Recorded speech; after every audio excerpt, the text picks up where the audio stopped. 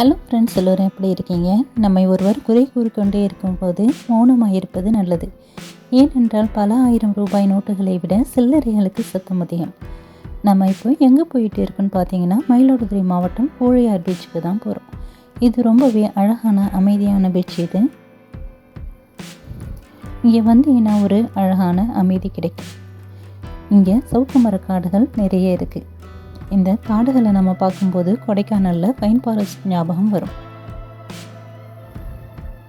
இப்போ இந்த பீச் எப்படி இருக்குன்னு பார்க்கலாம் வாங்க.